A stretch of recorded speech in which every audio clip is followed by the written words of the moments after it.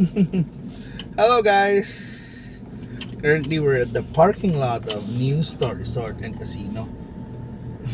This is one of the newest major attractions here in Cebu. Simply because they're probably arguably the best casino in Cebu. Okay. Um, very spacious. If you love slot machines, there are a lot of machines to play with, and then there's of course the card games. Yeah, good ambiance. Quite airy, quite spacious, and also of course good service and very. We have restaurants here that's uh, quite enjoyable to eat. And of course we also have, the price is not too expensive, good quality. But if you love, high quality food as well, there's about 32 inside. So muna yatong question ko or talk over day. Our topic for the day is Cebu a good holiday destination? I mean, is it nice to have Christmas in Cebu? That's a question that, you know, we gotta ask ourselves. I mean, Cebu is positioning itself really as as a destination, a tourist destination, 365 days a year. So, we're putting tourism all year round. Oh, diba? And will Cebu be a good holiday destination? What do you do in holidays? Well, a lot of people want to escape during the holidays, diba? So you want, if you want to go to a secluded beach or a beach resort that has everything on it. Cebu has one of the best. Yeah, Cebu has a lot to offer, I would say. In terms of resorts, especially there in Mactan, over in the other island of Mactan. So, Mactan has beaches, water sports activities, jet ski, island hopping. There's a lot to do, and a lot of Koreans love it here. And of course, when it comes to Christmas, the Christmas shopping, we have that mall over there. Yeah, SM, Seaside City.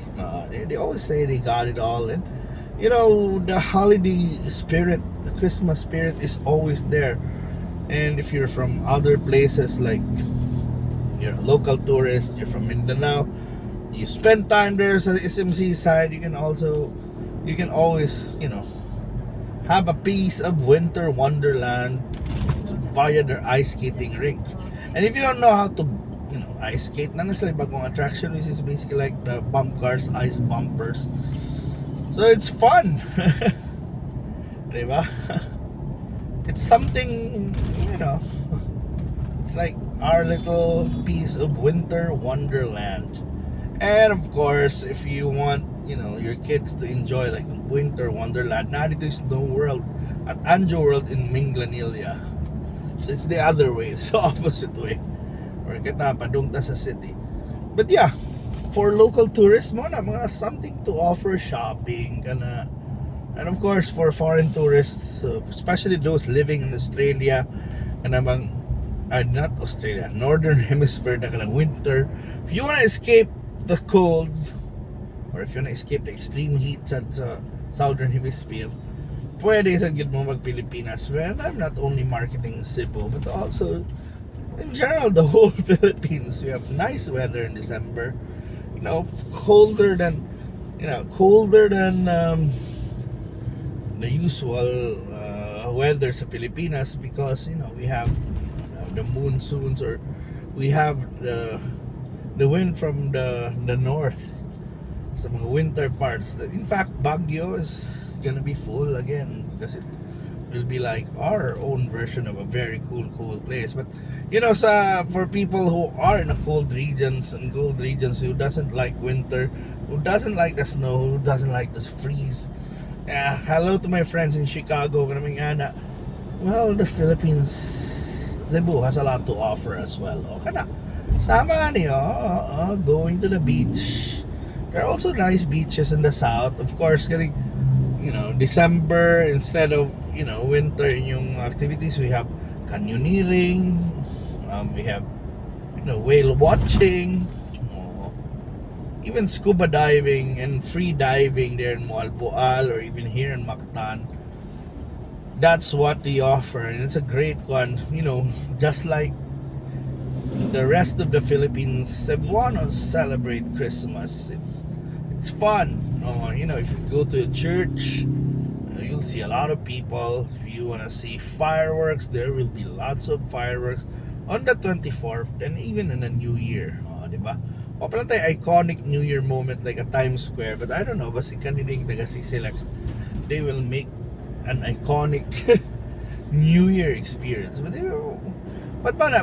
in general, the Philippines celebrate Christmas like it's warm, hot one. Especially it's a good time to come home with the family, with friends.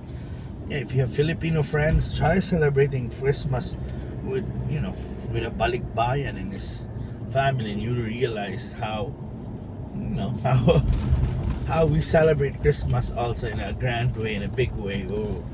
Over San Miguel beer, over lechon, diba? So hopefully also our hotels have a lot of offerings, diba? Hopefully itong hotels also will be offering, more Filipino food. Diba? Daghan kay kuan, great things to do here in Cebu or in the Philippines. So Mona, I'm inviting you guys to come here to the Philippines, to Cebu. Celebrate Christmas, and if you have more time, we want you to celebrate Sinulog with us. Sinulog is our grand festival, and the grand festival offers a lot of fun, revelry. You'll see amazing performances, the creativity, different our culture, diba? It's our Mardi Gras in a way. It's our grand one, but there's also a nice religious side to it. Señor Santo Niño, the devotion, the Cebuanos devotion to the Señor Santo Niño. Diba? And sometimes we forget that there is such one ba? That revelry and fun is all for Santo Niño, diba? And it's time na to it's a good time, a continuation of Christmas sa Cebu. I don't know the activities lang napadulong, but I'm pretty sure we Cebuanos or the Cebu in general, from the LGUs to the companies, we want to want to welcome you to Cebu during that season, the festive time, and maybe it's a great time to explore the things that I feature, like a lechon, food, or local food, and enjoy a nice warm weather, which is a high contrast to the sa winter wonderland, diba? Because nice mang winter. In reality, yes, nice in winter for people who came from the tropics, diba? But if you live you're living in a winter, diba, marabag tugnaw kayo. You have to clear the ice diha sa imong driveway. There's so many challenges, diba? And in a way, diba, kung you're a bit older na, the aches and pains in the body normally comes out during cold season, cold times. So this is the alternative. Look at that, this summer weather in December. Bye. I'm not promising that there's no rain, but come on, the summer weather, it's nice. Diba? Na ang atong i-encourage ninyo na suroy mo. Suroy. You want yung mga drummers.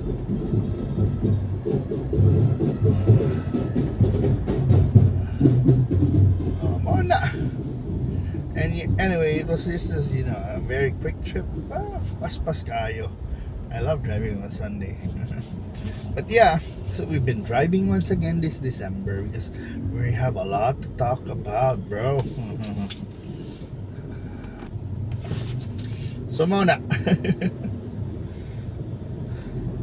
So if you have friends, from the States, or your family from the States, why not convince them, come on, to visit us during Christmas. Diba?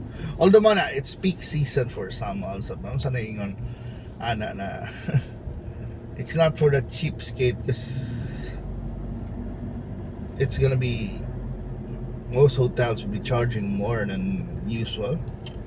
It's a peak season, but as I said, that's why it's peak season, because it's like it's a great time to come, diba? Oh, diba?